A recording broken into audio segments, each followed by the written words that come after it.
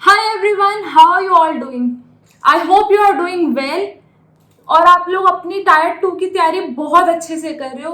तो last video में हमने बात की थी मैथ्स का एग्जाम कैसे प्रिपेयर करना है प्लस कैसे अटेम्प्ट करना है टायर 2 के लिए, और आज हम लोग बात करेंगे इंग्लिश की, बिकॉज जितने मार्क्स मैथ्स स्कोर करने वाला है उतने ही मार्क्स आपको इंग्लिश के लिए भी इम्पॉर्टेंट है। So before we get started, I want to give a brief introduction about myself. My name is Astha Sharma and I have been selected as an ASU in CSS through SSC CGL 2018. And I have scored 175 plus marks in maths and 187 plus marks in English Tier 2. तो let's get started कि English में आपको क्या क्या ध्यान रखना है, किन चीज़ों की तरफ जाना है और किन चीज़ों को अवॉइड करना है। सबसे पहले बात करते हैं जो इंग्लिश का एग्जाम है उसको मैं बाइफ्रिकेट कर रही हूँ 3 पार्ट्स में। वो है आरसी, वोकैब प्लस ग्रामर। जो आरसी है आपका वो रीडिंग वाला पार्ट है, यानी कि जो चीज़ आपको बहुत सारा पैसेज है और आपको रीड करके उसके आंसर्स निकालने, उसको मैं आरसी के अंदर मेंशन कर रही हूँ। जो वोकैब वाला पार्ट है आपको पता ही है, synonym, antonym, idiom phrases, one word substitution और स्पेलिंग्स, ये सब वोकैब का पार्ट है। और थर्ड पार्ट है ग्रामर। इस ग्रामर में मैं एक चीज अलग मेंशन कर रही हूँ, वो है जम्पर्ड सेंटेंसेस।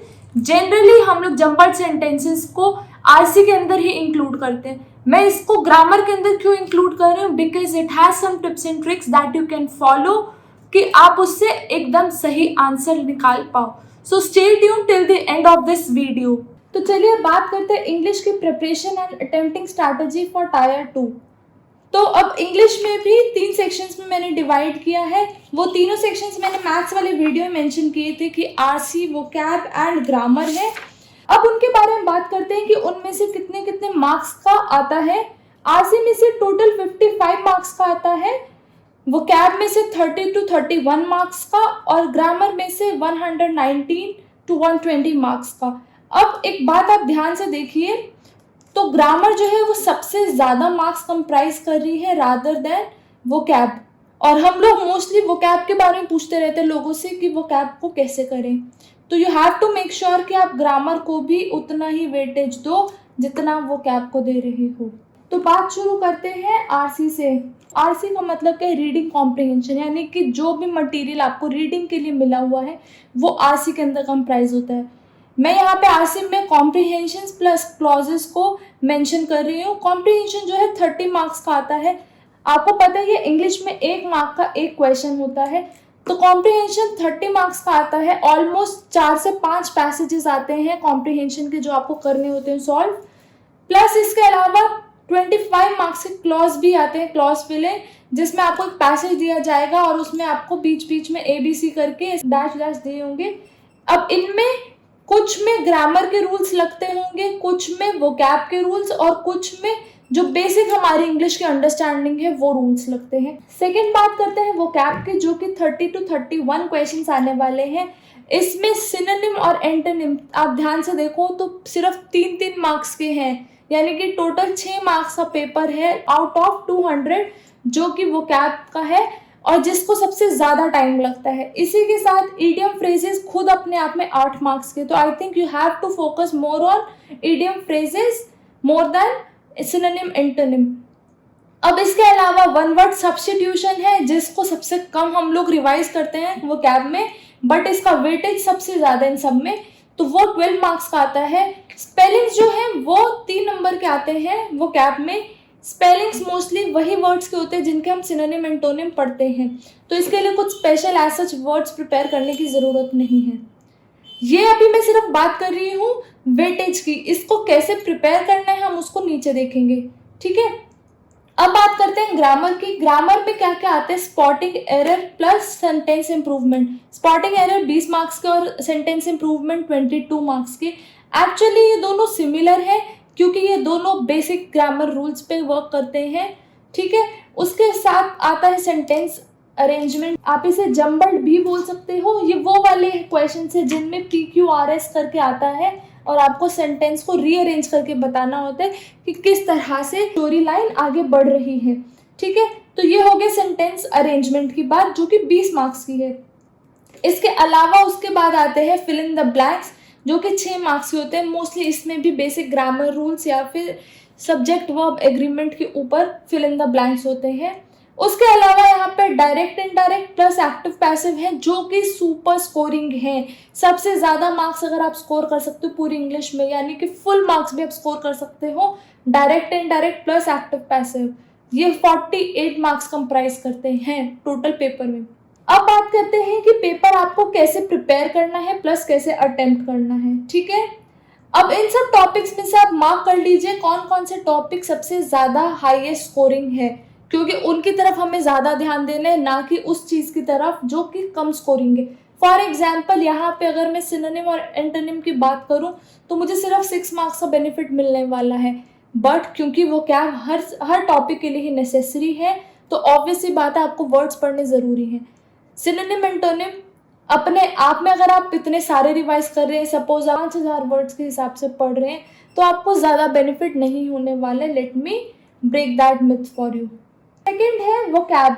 वोकैब जो है मोस्ट कंसर्न पार्ट होता है हर स्टूडेंट के लिए, बट ना तो इसका ज़्यादा वेटेज है, और अगर वेटेज होता भी तो भी इतना स्कोरिंग भी नहीं है।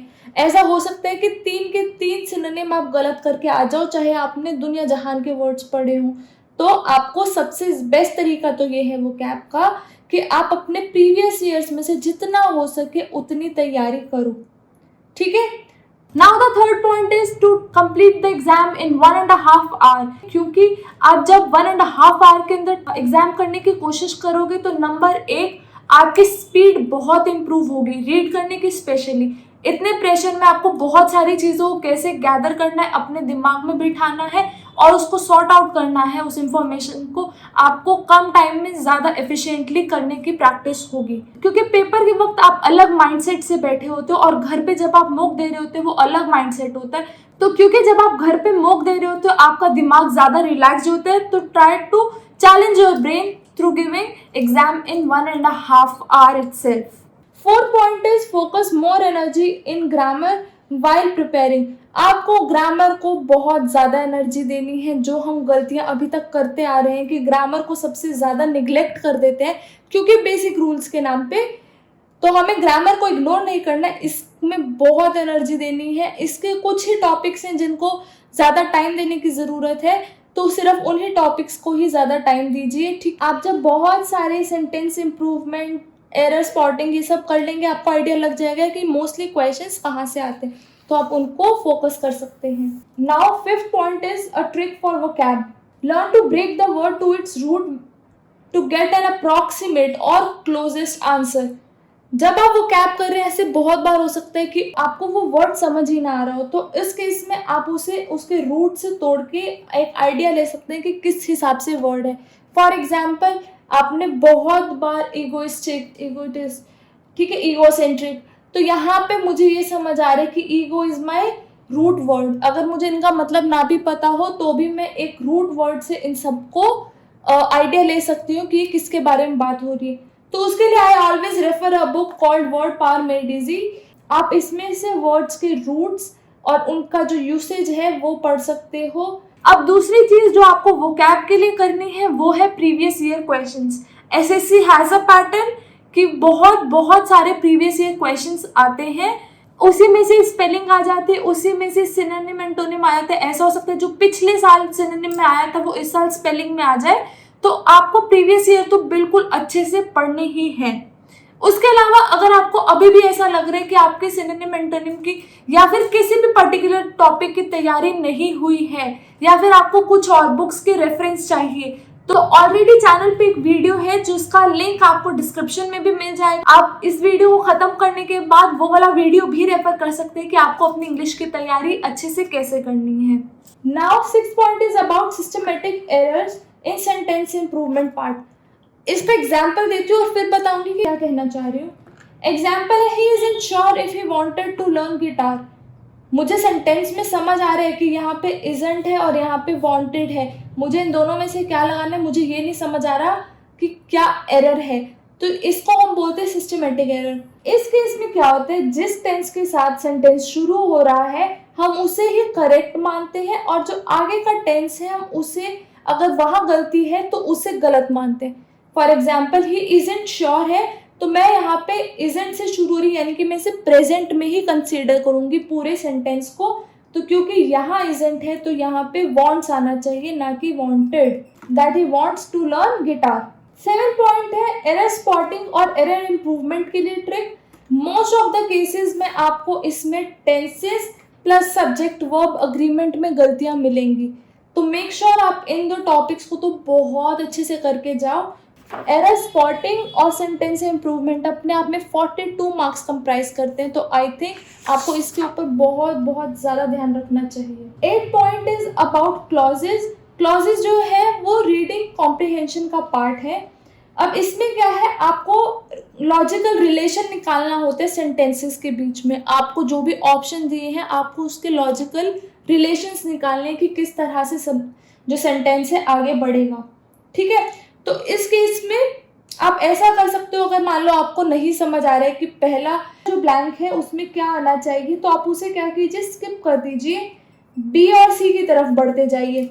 ऐसा पूरे चांसेस है आपको वो समझ आएगा कि उसमें क्या फिल होना है। जब आपका पूरा पैसेज हो जाए फिर वापस से ए की तरफ जाइए, बिकॉज आपको पैसेज के बारे में ज़्यादा क्लैरिटी मिल चुकी होगी। 9th and my favourite one, it is about jumbled sentences. Jumbled sentences में सबसे बेस्ट तरीका तो ये है, इसमें आप ऑप्शन एलिमिनेशन का उपयोग कीजिए। अब ऑप्शन एलिमिनेशन कैसे करना है, आपको जब भी कोई सेट ऑफ सेंटेंसेस दिया होगा, ऐसा 99% होने वाला है कि बात एक पर्टिकुलर डे या फिर एक पर्टिकुलर सब्जेक्ट यहाँ पे कोई भी ह्यूमन या फिर कोई भी ऐसा नॉन लिविंग थिंग हो सकती है। By the word human I mean living, okay. किसी जानवर पे भी बात हो सकती है, किसी इंसान पे भी बात हो सकती है। तो यानी कि जो सेंटेंस है वो पर्टिकुलर डे या फिर सब्जेक्ट से शुरू होगा। फॉर एग्जाम्पल सेंटेंसेस ऐसा हो सकता है कि अगर PQRS सेंटेंसेस दिए हुए हैं, उनमें से एक सेंटेंस में लिखा हुआ था इट वॉज द डे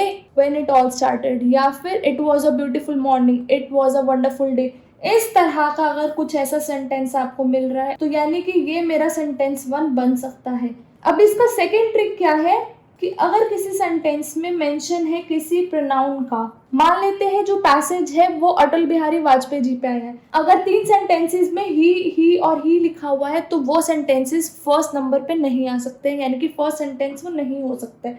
तो आप सबसे पहले तो जब ऑप्शन एलिमिनेशन करेंगे तो आप इस बेसिस पे कर सकते हो कि फर्स्ट जो सेंटेंस है क्या आना चाहिए उन जम्बल्ड में। तो ये थे कुछ ट्रिक्स जो मैं फॉलो करती थी एग्जाम के लिए, मुझे इन ट्रिक्स ने बहुत ज्यादा हेल्प किया।